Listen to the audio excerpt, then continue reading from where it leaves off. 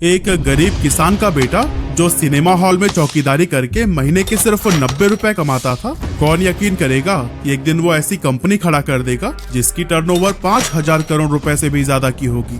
सुनने में ये थोड़ी फिल्मी कहानी सी लगती है, लेकिन इसे सच कर दिखाया है 10वीं पास चंदू भाई ने, जिनके पास एक समय किराए के लिए 50 रुपए तक नहीं थे, लेकिन थिएटर की सीट साफ करके, फिल्मों के पोस्टर्स लगा के और कैंटीन में सैंडविच बेचकर ये गरीब लड़का आखिर इतना सफल कैसे हो गया कि गुजरात की सबसे बड़ी वेफर कंपनी बालाजी वेफर्स का मालिक बन बैठा। ये सफर कितना स्ट्रगल से भरा रहा और इन्होंने कौन सी स्ट्रैटेजीज अपनाई कि इनका सबसे बड़ा कॉम्पिटिटर लेज भी इनके सामने हारता चला गया, सब कुछ हम डिटेल में जानने वाले हैं आज के इस वीडियो में।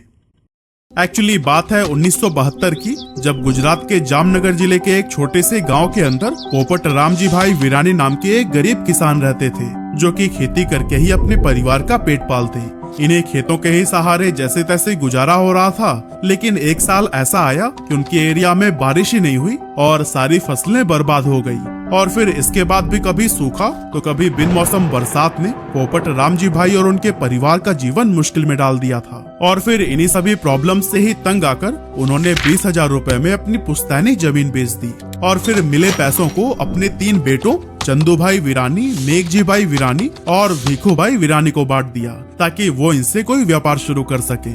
पिता से पैसे मिलते ही 15 साल के चंदू भाई अपने दोनों भाइयों को लेकर राजकोट चले गए और वहां उन्होंने एग्रीकल्चरल प्रोडक्ट्स और फार्म इक्विपमेंट का व्यापार शुरू किया। अब डीलर को भी पता था कि इन्हें बिजनेस का कोई खास नॉलेज है नहीं, इसीलिए उसने महंगे दामों पर इन्हें नकली फर्टिलाइजर बेच दिया। इस तरह से चंदू भाई का अपना पहला वेंचर 2 सालों के अंदर ही बंद हो गया और तीनों भाई सड़क पर आ गए। अब दोस्तों, यहाँ से गांव लौटने का तो कोई मतलब था नहीं, क्योंकि वहाँ कुछ बचा ही नहीं था, इसीलिए ये लोग राजकोट में रहकर ही काम ढूंढने लगे। लेकिन क्योंकि ये ज्यादा पढ़े लिखे थे नहीं, इसीलिए इन्हें कोई अच्छी जॉब नहीं मिल पाई। और इस टाइम पर फाइनेंशियल ट्रबल्स भी इतने ज्यादा बढ़ गए थे कि वो अपने घर का किराया, जो सिर्फ 50 रुपए था, वो भी पे नहीं कर पा रहे थे। और इसकी वजह से मकान मालिक ने भी उन्हें बाहर का रास्ता दिखा दिया। हालांकि कुछ समय बाद चंदू भाई को एस्ट्रॉन नाम के एक सिनेमा हॉल में चौकीदारी का काम मिला, जिसकी सैलरी थी महीने के 90 रुपए। हालांकि चौकीदारी के साथ साथ कभी वो मूवीज की पोस्टर्स लगा दिया करते थे, तो कभी कैंटीन में भी काम कर लेते थे। और फिर इस तरह से कम पैसों में ही सही, लेकिन जैसे तैसे करके उनका गुजारा होने लगा। अब क्योंकि चंदू भाई ईमानदार बहुत थे, इसीलिए कुछ ही टाइम के बाद उन्हें थिएटर की कैंटीन का ठेका मिल गया और अब वो इंटरवल के टाइम पर मसाला सैंडविच बनाकर लोगों में बेचने लगे। ये मसाला सैंडविच लोगों को खूब पसंद आया, जिससे कि चंदू भाई ने थोड़ा प्रॉफिट भी कमा लिया था। और जब हालात थोड़े बेहतर हुए तो 1982 में चंदू भाई ने गांव से अपनी पूरी फैमिली को राजकोट बुला लिया और अब फैमिली के सभी मेंबर्स एक साथ मिलकर इस काम को आगे बढ़ाने लगे।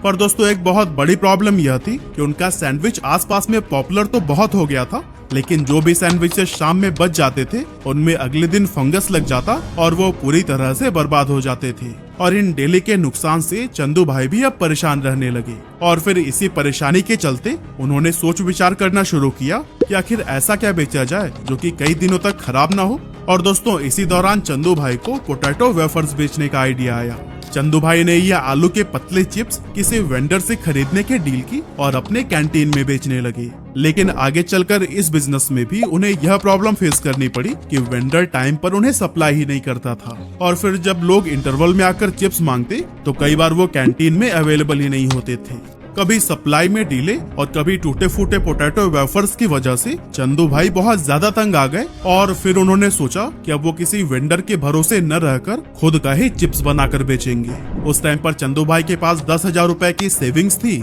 और इन्हीं पैसों की ही मदद से उन्होंने 1982 में अपने बरामदे में एक छोटा सा टीन शेड लगाया और रात में कैंटीन बंद करने के बाद पोटैटो वेफर्स खुद ही बनाने लगे। शुरुआती समय एक्सपीरियंस न होने की वजह से काफी मुश्किलों से भरा रहा, क्योंकि इनके चिप्स कभी जल जाते तो कभी नरम ही रह जाते थे।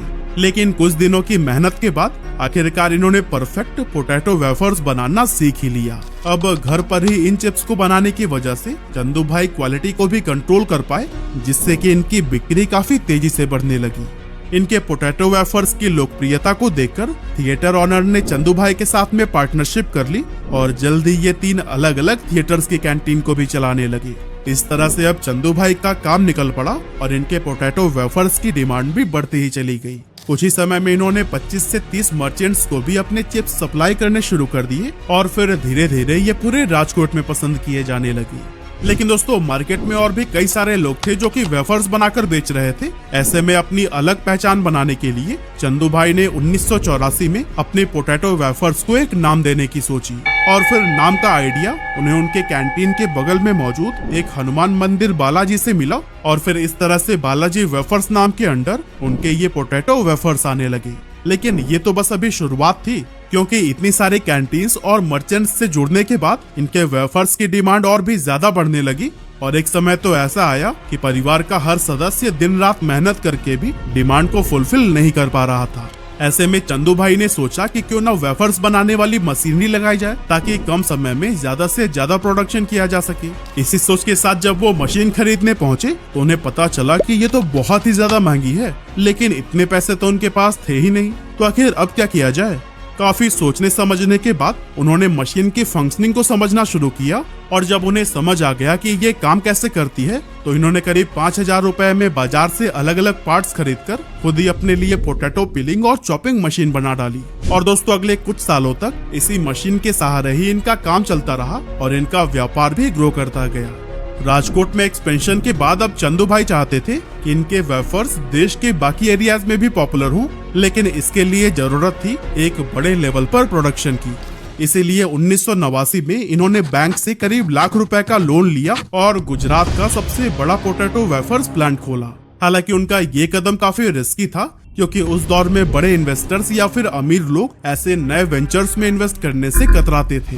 ऐसे में अगर लोन लेने के बाद भी बिजनेस नहीं चला तो फिर लॉस का सारा बोझ उन्हें खुद ही उठाना पड़ता। लेकिन दोस्तों ऐसा समय आया ही नहीं, क्योंकि गुजरते वक्त के साथ इनका मार्केट शेयर और कस्टमर्स बढ़ते ही चले गए। इसके बाद आया साल 1992, जब इन्होंने अपने बिजनेस को एक प्राइवेट लिमिटेड कंपनी के रूप में रजिस्टर कराया और साथ ही अपने मैन्युफैक्चरिंग प्रोसेस को ऑटोमेट करने के लिए एडवांस टेक्नोलॉजी वाले मशीन्स का यूज करना शुरू कर दिया। क्योंकि चंदू भाई का मानना था कि भले ही मशीन्स महंगी होती है, लेकिन वो ह्यूमन एरर को कम करने के साथ साथ कंसिस्टेंट क्वालिटी भी मेंटेन करती है। इसके अलावा इन्होंने बिजनेस में अलग अलग रोल्स और रिस्पॉन्सिबिलिटीज को भी बांट दिया, जिससे बिजनेस ऑपरेशंस को मैनेज करना आसान हो गया, क्योंकि अब हर किसी को अपना काम पता होता था। और फिर आगे चलकर अपना डिस्ट्रीब्यूशन नेटवर्क मजबूत करने के बाद से तो चंदू भाई की कंपनी बालाजी लोकल से उठकर पहले रीजनल और फिर नेशनल लेवल का ब्रांड बन गया। हालांकि उस टाइम मार्केट में अंकल चिप्स, सिम्बा और बिन्नी जैसे कई सारे बड़े बड़े ब्रांड्स थे, जिनके सामने किसी भी नए प्लेयर के लिए अपनी जगह बनाना बिल्कुल भी आसान नहीं था। लेकिन बालाजी ने अपनी मेहनत, लगन और बेहतरीन क्वालिटी के जरिए अपने प्रोडक्ट्स को मार्केट में पॉपुलर बना दिया। क्योंकि जहां उनके कॉम्पिटिटर्स अभी भी ट्रेडिशनल तरीके से चिप्स बना रहे थे, बालाजी ने इनोवेटिव तरीके को अपनाकर मार्केट में अपने ब्रांड को मजबूती से एस्टेब्लिश कर लिया था।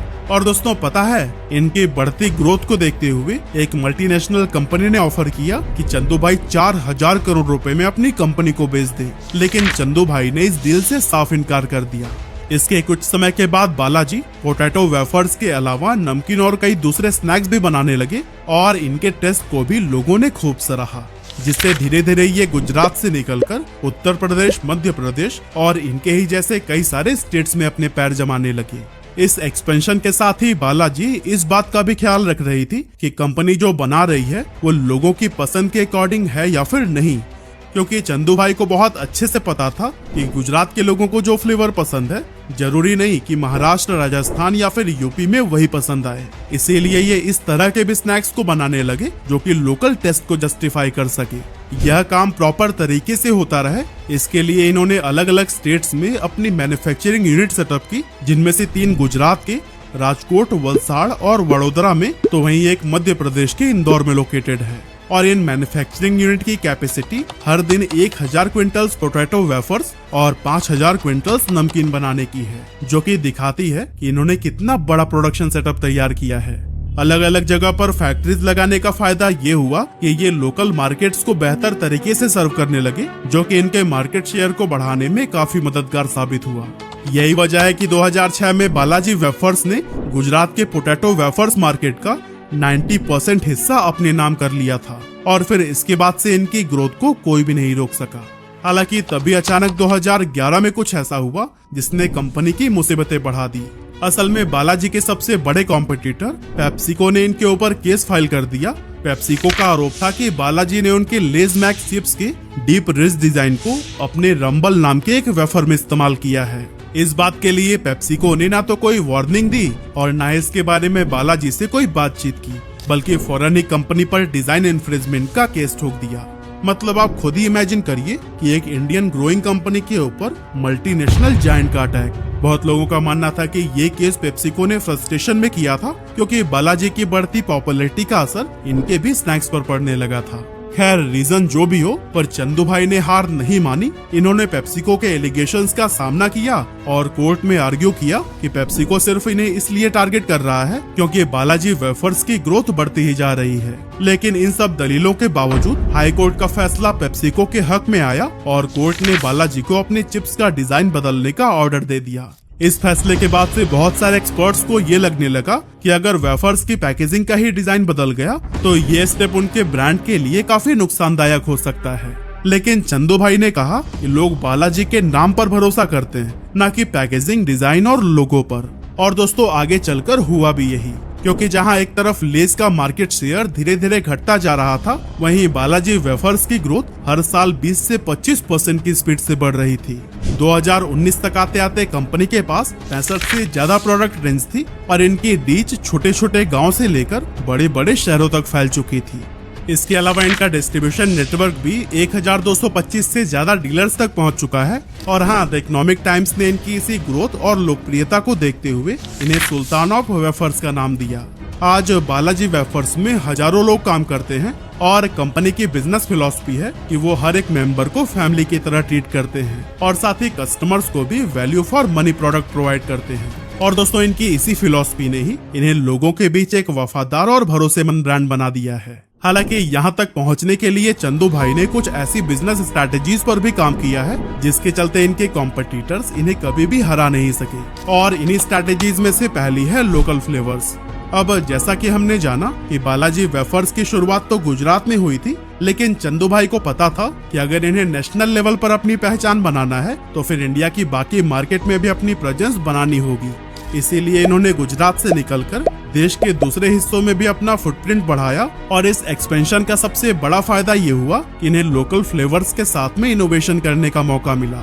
लेकिन ये इनोवेशन सिर्फ फ्लेवर तक ही सीमित नहीं रहा, बल्कि बालाजी ने हेल्दियर स्नैकिंग ऑप्शंस भी इंट्रोड्यूस किए, जैसे कि बेक्ड वेफर्स और रोस्टेड नमकीन, ताकि हेल्थ कॉन्शियस कंज्यूमर्स का भी ध्यान रखा जा सके। और हाल ही में इन्होंने अपनी हाउस मेड नूडल्स गिप्पी को लॉन्च करके भी नूडल मार्केट में एंट्री की है। इसके अलावा बालाजी वेफर्स ने इंटरनेशनल मार्केट में भी कदम रखा है, जहां यूएसए, यूके, यूएई और ऑस्ट्रेलिया जैसे देशों में इनकी एंट्री ने इन्हें ग्लोबल पहचान दिलाने का काम किया। दूसरी स्ट्रैटेजी है variety of products and innovations. Market में टिके रहने और खुद को कॉम्पिटिटर से अलग दिखाने के लिए प्रोडक्ट डाइवर्सिफिकेशन और इनोवेशंस बहुत जरूरी है, और बालाजी वेफर्स ने भी इसे बखूबी समझा और अपने प्रोडक्ट्स की रेंज को डाइवर्सिफाई किया, जिसमें इन्होंने 3 मेन प्रोडक्ट कैटेगरीज तैयार की। पहला है वेस्टर्न स्नैक्स, जिसमें 12 प्रोडक्ट आते हैं और ये वो स्नैक्स हैं जो कि ज्यादातर यंग जनरेशन और अर्बन क्राउड को टारगेट करते हैं। दूसरा है नमकीन, जो कि भारतीय घरों में बहुत पॉपुलर है, खासकर चाय के टाइम पर स्नैक्स के रूप में। और इस कैटेगरी में उन्होंने 23 प्रोडक्ट्स लॉन्च किए हैं। एंड थर्ड है वेफर्स, ये इनकी कोर कैटेगरी है जिसमें 12 प्रोडक्ट्स आते हैं और बालाजी वेफर्स अपने यूनिक और क्रिस्पी वेफर्स के लिए ही सबसे ज्यादा जाने जाते हैं। और कुछ इसी तरह से कंपनी की थर्ड स्ट्रैटेजी है यूज ऑफ टेक्नोलॉजी। चंदू भाई शुरुआत में सब कुछ अपने हाथों से ही किया करते थे, चाहे वो वेफर्स को फ्राई करना हो या फिर उनकी पैकेजिंग। लेकिन इन्होंने जल्दी ये समझ लिया कि मैनुअल काम करने में कंसिस्टेंसी की कमी होती है और इससे प्रोडक्ट की सेल्फ लाइफ भी कम हो जाती है। इसीलिए जिस समय दूसरे ब्रांड्स हैंडमेड चिप्स बना रहे थे, तब इन्होंने ऑटोमेशन का सहारा लिया और आज बालाजी वेफर्स दुनिया के टॉप फूड प्रोसेसिंग सप्लायर्स से मशीन इंपोर्ट करते हैं। इसका सीधा असर इनकी प्रोडक्शन एफिशिएंसी पर पड़ा है, जिससे इनकी कॉस्ट कम हुई है और ये मार्केट में कॉम्पिटिटिव एज बनाने में सफल हुए हैं। और दोस्तों इसी तरह से बालाजी वेफर्स की फोर्थ स्ट्रैटेजी है कस्टमर फर्स्ट। अब बालाजी वेफर्स की पूरी कहानी का सार भी यही है, इन्होंने हमेशा ही कस्टमर्स को किंग माना है। इनके लिए सबसे जरूरी यही था कि अपने कस्टमर्स को अच्छी क्वालिटी के प्रोडक्ट्स रिजनेबल प्राइस पर प्रोवाइड करें। जब दूसरे ब्रांड्स कस्टमर सेटिस्फेक्शन को नजरअंदाज कर रहे थे, तब बालाजी वेफर्स ने इसे अपनी प्रायोरिटी बना ली। इन्होंने कंसिस्टेंट टेस्ट और क्वालिटी को मेंटेन करने के लिए बहुत मेहनत की, ताकि इनके कस्टमर्स को हर बार वही स्वाद मिले जिसकी उन्हें उम्मीद है। बालाजी वेफर्स के डायरेक्टर श्याम वीरानी कहते हैं कि आपको हमारे क्वालिटी, क्वांटिटी और प्राइस का मैच किसी भी ब्रांड में नहीं मिलेगा। और दोस्तों, यही आत्मविश्वास और डेडिकेशन है जिसने बालाजी वेफर्स को मार्केट में एक स्ट्रॉन्ग ब्रांड इमेज दिलाई है। बालाजी वेफर्स की कहानी सिर्फ एक स्नैक्स कंपनी के ग्रोथ की कहानी नहीं है, बल्कि ये उस जज्बे की कहानी भी है जो कि हर मुश्किल को अवसर में बदल देती है।